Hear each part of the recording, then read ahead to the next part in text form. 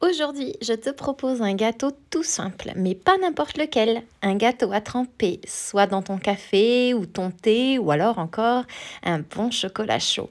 Tu sais, c'est le genre de recette qui te ramènera en enfance, où l'on trempait nos biscuits dans un bol bien fumant. Et la bonne nouvelle, c'est qu'il te faudra seulement que 3 ingrédients. Alors, dans un grand bol, commence par verser 250 g de fruits secs. Ici, j'ai choisi un mix de raisins secs et de canneberge, mais tu peux adapter avec ce que tu as sous la main, bien entendu. Ensuite, ajoute 375 ml de café déjà prêt. Ici, j'ai utilisé un espresso au lait non sucré. Et alors, vous pouvez utiliser un café déjà acheté, évidemment. Pas besoin de sucrer plus, les fruits secs font tout le travail naturellement. Puis laisse ce mélange macérer pendant au moins 1 heure minimum.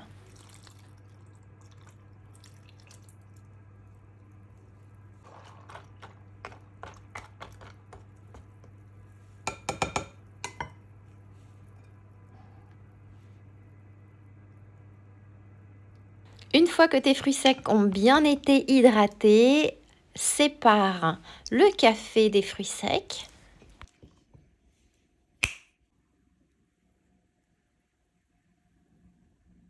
Et préparons maintenant la pâte. Alors dans un grand saladier à nouveau, verse 220 g de farine auto-levante et ajoute petit à petit le café sans les fruits secs pour le moment.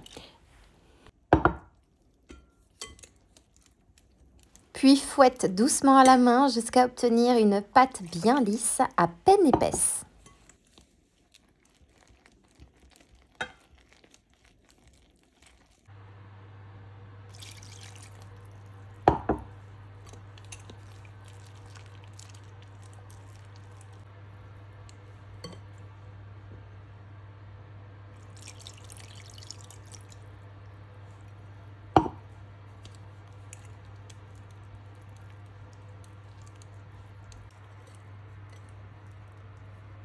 Ajoute ensuite les fruits secs réhydratés, mélange et verse dans un grand moule rectangulaire. Et hop, direction le four à 160 degrés seulement pour avoir une cuisson lente pendant 1h15. Et comme c'est une cuisson assez longue au four, j'aime bien en général en profiter pour mettre autre chose dans mon four en cuisson en même temps. Et voilà le résultat. Et petit conseil, retourne ton gâteau une fois cuit. Tu verras, c'est beaucoup plus joli à l'envers avec tous les fruits apparents. Tu n'as plus qu'à le couper en morceaux, en carrés ou en rectangles. Et tu n'as plus qu'à tremper dans une boisson bien chaude. C'est doux, c'est moelleux, c'est une recette sans œufs, mais pourtant avec beaucoup de saveur.